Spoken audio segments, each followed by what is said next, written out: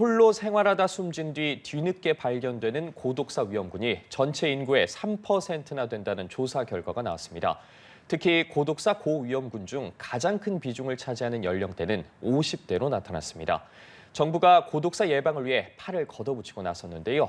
조미정 저출산 고령사회위원회 전문위원과 함께 관련 내용 짚어보겠습니다. 어서 오십시오. 안녕하십니까? 네, 안녕하십니까.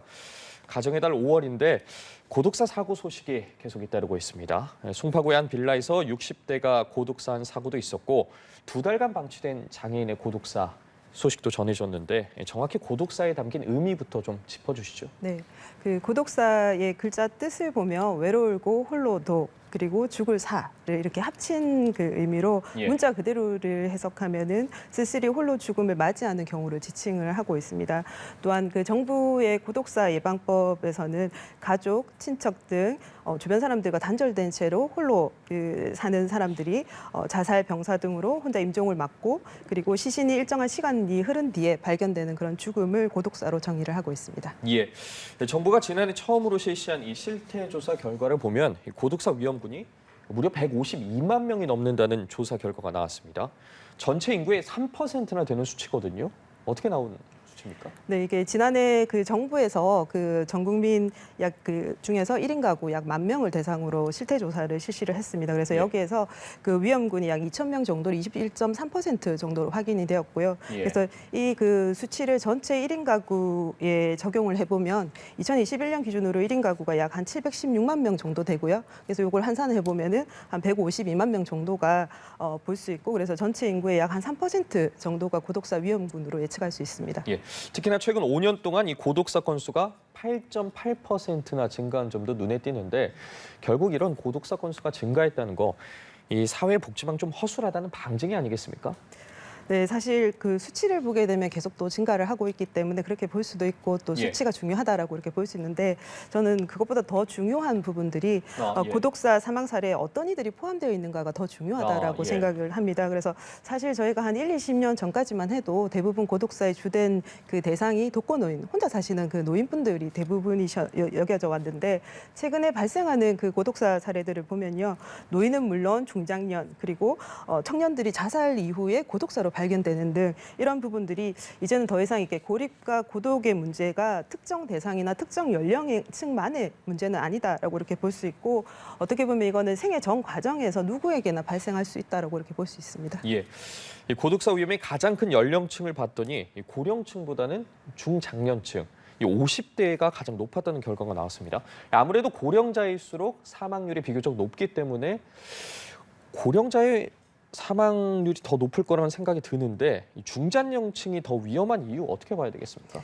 이게 아마 중장년층 같은 경우에는 주변 환경의 변화와 그리고 개인의 변화가 가장 큰 다른 연령대보다 큰 시기로 이렇게 저희들이 볼 수 있고요. 그래서 예를 들면 자녀 양육의 어떤 그런 역할들이 감소하는 동시에 자녀가 독립을 한다든지 그리고 부모님이나 주변 가족 뭐 지인분들의 어떤 질병이나 사망 그리고 본인의 어떤 건강 문제 그리고 또 본인의 어떤 그 조기 퇴직이나 실업 뭐 은퇴 이런 것들이 변화가 가장 큰 시기로 저희들이 보고 있고요. 그리고 특히 이들 대부분이 평균 그 퇴직 시기를 보면은 49.3세 정도로 저희들이 보고 있습니다. 그렇다면 대부분 50대 초반에 고용 불안을 경험을 하게 되고요. 그리고 일을 하게 되는 경우라 하더라도 대부분 이렇게 비정규직으로 이동을 하는 그 비중들이 늘어나게 되면서 동시에 이제 경제적 어려움을 경험할 가능성이 좀 높다라고 이렇게 보고 있습니다. 예. 그리고 또 여성보다 남성이 더 고독사 위험이 큰 걸로 나타났거든요. 그 이유 어디서 찾아볼 수 있을까요? 네, 아무래도 이거는 뭐 이게 뭐 명확한 객관적인 데이터는 아니지만 대부분 통상적으로 남성은 배우자에 대한 의존도가 좀 높아서 뭐 예를 들면 배우자 사별 이후에 또 자녀와의 어떤 관계가 소원해진다든지 그리고 주변인들과의 어떤 그런 관계 유지에 대한 어려움을 아무래도 여성보다 남성들이 많이 겪는 것들이 사실이고요. 특히 이 시기에 이제 조기 퇴직으로 인해서 재취업에 실패하거나 아니면 사업 실패 등과 같은 상실감이 이렇게 누적이 되게 되면 결국 이런 부분들은 먼저 가정 불화라든지 이혼이라든지 뭐 이런 그 문제로도 파생이 되어서 사회적 고립으로 이어질 수 있다고 보고 있습니다. 예. 그래서 이제 정부가 이 문제 해결하기 위해서 나섰습니다. 5개년 기본 계획을 수립을 하고 2027년까지 고독사를 20% 감소하겠다는 목표를 세웠거든요. 네. 그동안 사실 사회적 고립은 앞서도 뭐 말씀을 드린 몇 번 말씀드렸지만 사회적 고립이나 고독사의 문제를 사실 개인이나 그 가족의 문제로 인식을 해왔던 것들이 사실이고요. 예. 하지만 이번에 이제 정부가 고독사 예방 기본 계획을 수립하고 발표를 하면서 이제 더 이상 고립과 고독의 문제에 있어서는 정부가 이제 적극 나서겠다라는 그런 그 부분들을 분명히 했기 때문에 그 의미가 상당히 클 것이라고 생각이 됩니다. 예. 이 정부 차원의 고독사 실태 조사한 거 처음이라고 하더라고요. 다른 나라와 비교해 봤을 때 어떻습니까? 네, 고독사와 외로움에 주목하고 있는 뭐 일본이나 영국의 사례들을 보더라도 공식적으로 국가적인 통계는 아직까지 존재를 하지 않고 있고요. 그래서 어떻게 보면 그런 측면에서 봤을 때 정부 차원에서 이번에 고독사 사망 사례를 분석을 하고 그리고 특히나 이제 1인 가구 중에서 위험군을 파악하는 등의 실태 조사 관련해서는 우리 정부가 적극 나서고 있다 이렇게 볼 수도 있고요. 다만 그 일본이 2021년도에 정부 조직인 고독 고립 대책 담당관실을 신설을 했습니다. 그렇게 하면서 작년에 사회적 고립이나 외로움 관련된 전 국민 조사가 지금 실시가 되었고 그리고 일본도 역시 지금 현재 고독 고립 대책 추진법도 곧 아마 통과될 예정으로 해서 시행이 될 예정인 것으로 알고 있습니다. 예. 그리고 또 눈에 띄는 점이요. 이 실태 조사를 1년 단위로 하기로 했거든요. 1년마다 실태 조사를 하는 게 어떤 의미가 있는지도 궁금해요. 네, 그 현행 고독사 예방법에서는 우선은 지금 현재까지는 5년마다 실태 조사하는 걸로 명시가 되어 있고요. 하지만 정부에서 이번에 기본 계획을 준비하는 과정에서 고독사 실태 조사 결과도 분석을 해보고 그리고 현장이라든지 전문가들의 다양한 의견들을 수렴하는 과정에서 이 실태 조사를 매년 실시하는 방향으로 전환한 것으로 알고 있습니다. 그래서 실태 조사가 사실 중요한 이유 중에 하나는 고독사 유사 사례가 반복적으로 발생하지 않도록 예방하는 것이 중요하고 그러기 위해서는 전체 인구에서 고독사 위험성을 가진 사람들이 어느 정도 있는지 규모가 어느 정도 있는지를 첫 번째로 파악을 해야 되고요. 그리고 두 번째는 주로 어떤 사람들이 고독사 위험에 노출되는지에 대한 정확한 현황과 특징들을 파악해서 이런 것들이 조기에 이제 지원으로 연결될 수 있도록 하는 것이 무엇보다 중요합니다. 예. 그리고 또 그동안은 지자체별로 각각 고독사 정책을 실행하지 않았습니까? 근데 이제부터는 종합 실행하는 기관을 따로 설립하겠다는 건데 이 별도로 고독사 정책을 담당할 기관 설립하는 이유도 궁금하고 또 해당 기관에서 어떤 역할을 하게 되는 겁니까? 앞서 말씀드렸지만 그 최근 발생하는 고독사는 그 특정 연령이나 특정 대상의 문제가 이제는 더 이상 아닙니다. 그렇기 때문에 어떻게 보면은 삶의 전 과정에서 이런 그 사회적 고립의 양상을 정확하게 파악하고 이를 구체적이고 체계적으로 지원하는 것들이 중요한데요. 하지만 이게 청년이라든지 중장년층 그리고 노인 등 그 생애 과정에 걸쳐서 발생하는 이 고독사 문제와 관련해서 사실은 그 지금 현재 있는 고독사 정책의 추진 과제들은 너무나 다양하기 때문에 정부 부처별이라든지 뭐 지자체별로 분산된 정책들이 개인을 찾아내고 하는 데는 한계가 있기 때문에 이걸 좀 전문적이고 체계적으로 지원할 수 있는 그 별도 센터가 반드시 필요합니다. 예. 특히나 현재 전국에서 고독사 업무를 담당하는 인력이 210명이 조금 넘는다고 하더라고요.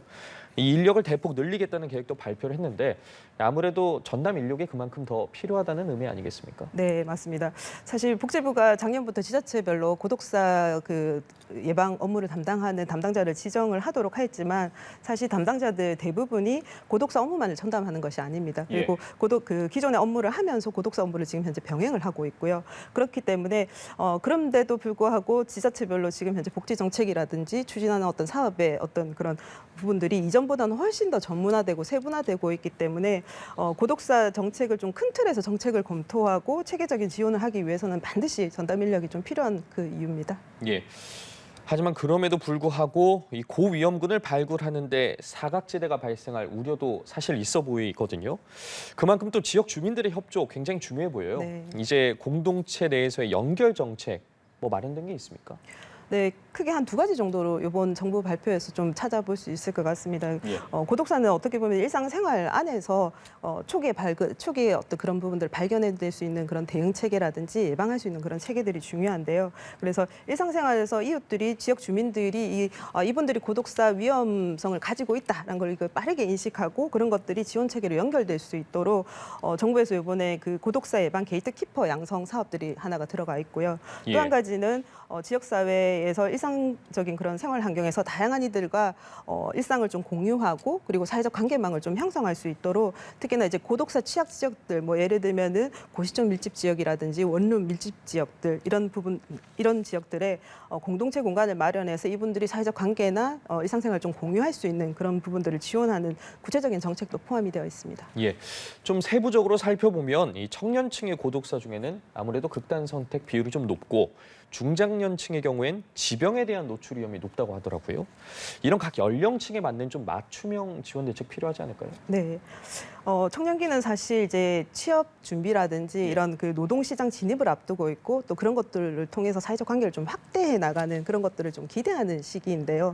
이때 이제 취업을 실패하거나 경제적인 그런 어려움 등은 청년에게서는 이거는 생존의 문제로 또 예. 연결이 될 수가 있습니다. 그래서 결국 이게 해결이 안 될 경우에 뭐 자살이라든지 자살한 이후에 고독사로 발견되는 거고요.